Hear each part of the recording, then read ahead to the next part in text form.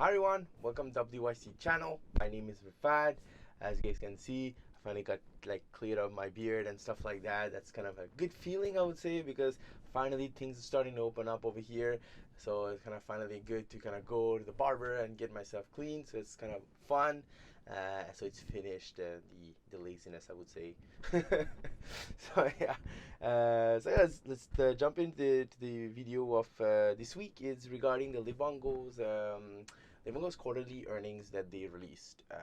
They released a Q1, and I kind of told the reason I bought the stock, and I was like, I want to cover also their financials, which I didn't have time to go through initially. So I'm like, took the time, I went through them, read the transcript, because that kind of the calls always put in transcript for major companies. Most of the time it's there, so I kind of went through that and took some points out so I can easily classify things. I think it's important to go then the whole call you guys don't have to read, but I would certainly put the link in the description so you guys can also go ahead and consult them at your convenience and whatever time you want, right? Yeah, so before I switch to the screen, I just want to say, if you love this video, hit the thumbs up. That's awesome because that helps you kind of promote the video and stuff like that. And also subscribe if you're new to this channel. That would be great. So let's jump in. Switching the view. Oh, sorry. Here we go. So we'll start with the earnings. So the revenue came up at $68 million, up 115% year over year. And if I am not wrong, they also beat their revised guidance, which they kind of gave in, and they said, "Oh, we're going to hit, I think we're like 65, if I'm not wrong." And they came out and hit hit 68. So that's pretty awesome because that goes in line of pretty much I've been repeating. Livongo always tries to put a cushion, make sure that they don't overestimate, because they don't want to say we're going to hit 70 million, 80 million, and at the end they don't hit those numbers, because analysts and everybody, they build their consensus, their stock price and everything, all the evaluation in with the help of the guidance provided by the company, right? So if the company cannot provide good guidance, I prefer always to give a bit lower so we can prepare, and at the end, like a surprise usually boosts it up. So that's one. Gross margin came up GAAP at 73% and non-GAAP 74. So these two are pretty awesome because that's really good. That means they know how to be how to use the margins properly and stuff like that. So it's pretty good. Their GAAP loss came at 55.6 million. So net minus is they what I call a loss of 6 cents per share. Non-GAAP, which is I think more important to see, they came in an income of almost 4 million. With that's the reason, one of the reasons that showed the price and came out profitable at 3 cents a share.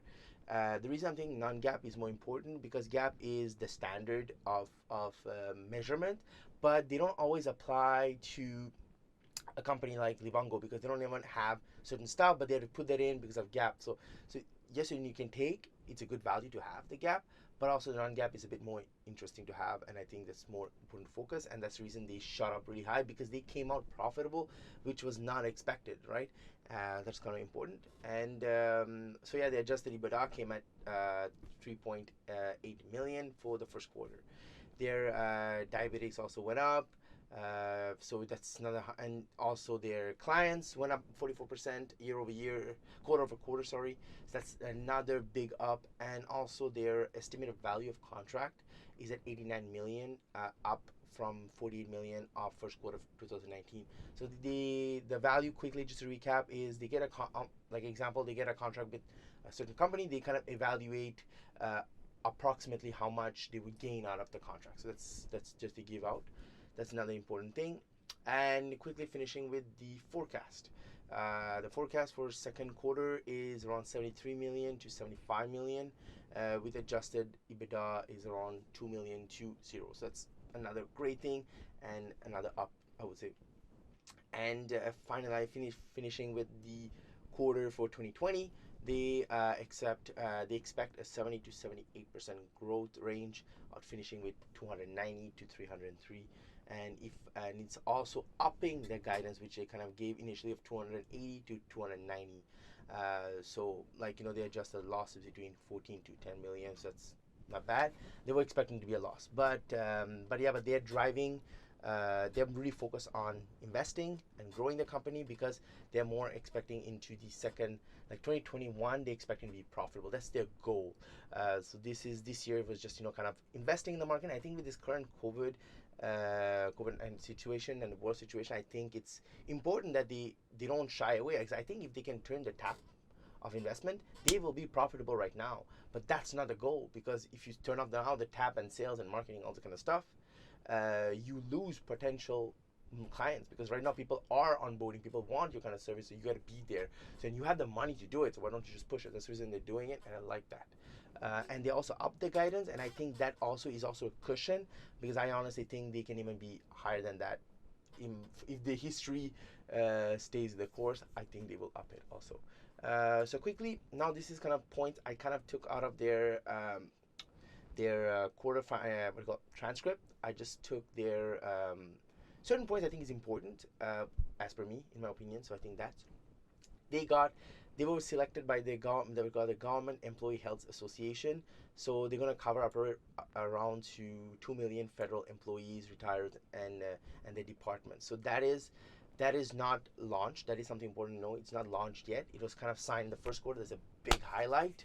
So that's kind of important, I would say. And I think it's going to pick back. It's really going to pick up on the second half. So I think that's important also to take into consideration. But that's a great news, I would say. And this is something also important that they mentioned is the CDC reported that 78% of people that were diagnosed were people that had pre-existing chronic diseases. So that means this was preventable. If they had kind of Livongo in their life to kind of help them have a healthy lifestyle, imagine if this could be prevented, because that's kind of an important fact, and there only Livongo comes in place. And they added around 380 new clients. That is something I didn't mention, I think, but they upped 44 quarter. And this is also another great thing. Over here they mentioned was the FDA pretty much approved right now for the Livongo products to be used in a hospital. Because example, you are initially it was just only home, I would say.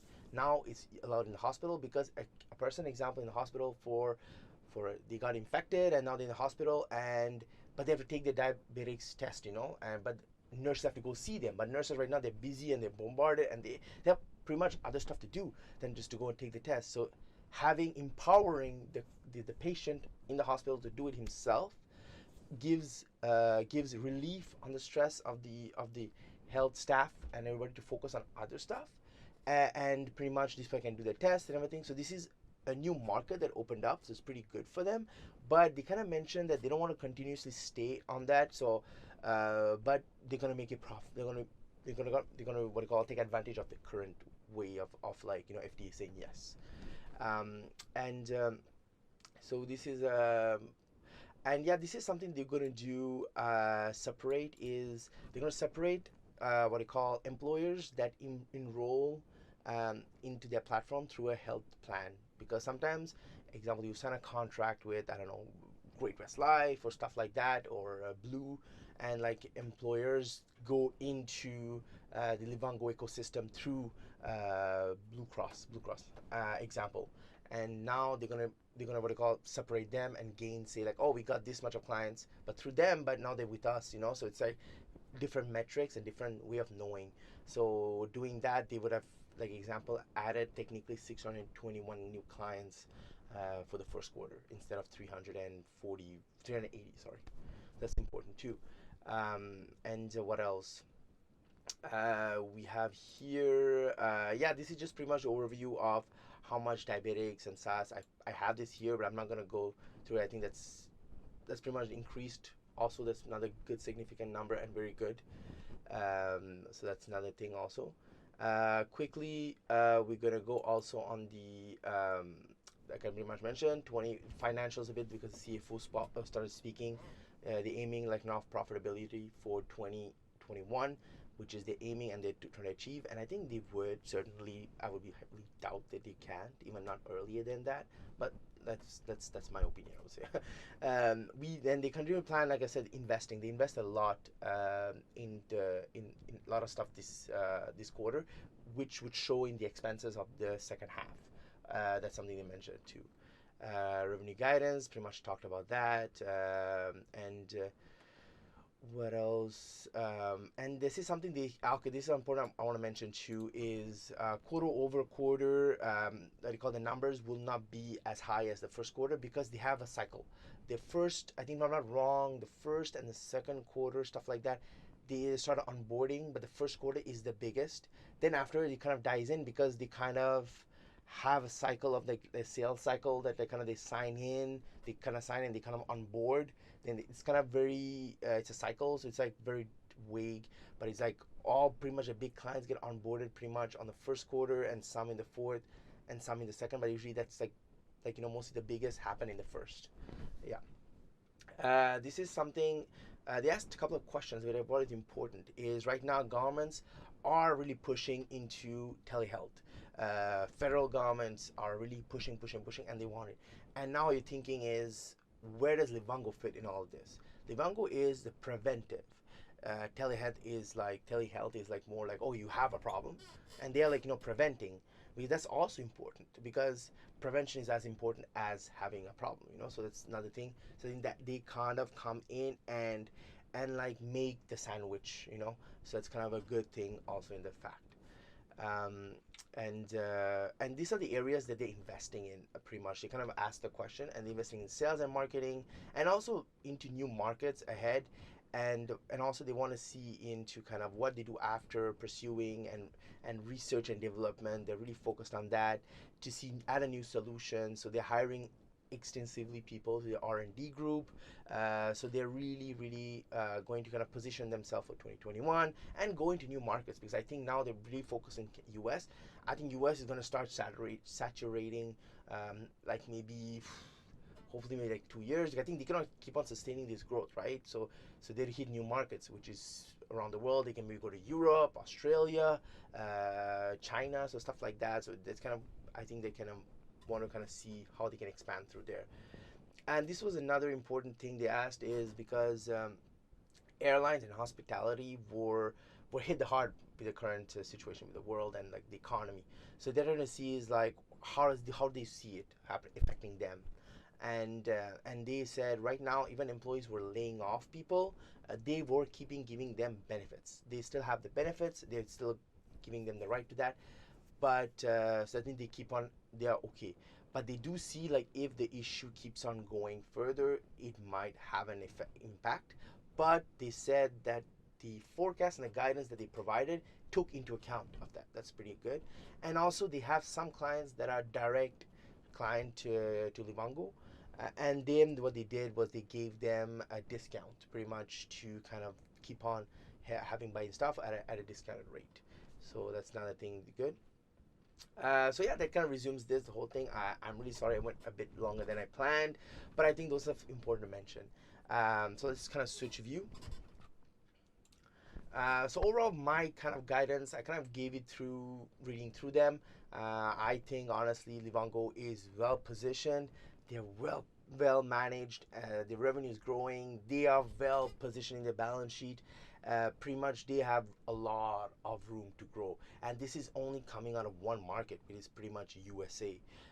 So imagine when they start expanding and trying to go into new markets, new areas, new regions, new countries. The potential could be really big, and they can hit the $1 billion mark. I think roughly in a year if the tendency keeps on going on, maybe in 2 years. So stuff like that. So it's kind of interesting to see. And the guidance is always, like I said, it's always to the lower end, which will always they tend to beat. So I'm really excited and I'm really prospective. I cannot really say it's a buy or not. I just know that my own opinion. I'm waiting for a kind of like right went up, it shot up to like $60 around, and I'm waiting to kind of stabilize. I would say, or roughly to kind of create a good resistance point, and then maybe see if I do want to kind of jump in afterwards. So I want to see that first off. But yeah, that's my opinion. That's my strategy, because I kind of have a good position with them, and I'm very satisfied with the position. But I just want to see maybe if I'll increase. I will evaluate then, but I just know that Livongo is well positioned. It's a great company, great, well managed. They have partnership with the governments, with a lot of Fortune 500 companies, and with healthcare. They have good AI technology and partnering up with them. So it's really they're doing all the right stuff. So I think very good company overall. So I'm really excited. This is a good quarter they released. So enough blabbering. So that's about it for this video. Anyways, thank you very much for watching, everyone. I really appreciate this. I hope you liked it. If you did like it, the thumbs up. So thank you for watching and have yourself a wonderful day. Whoosh.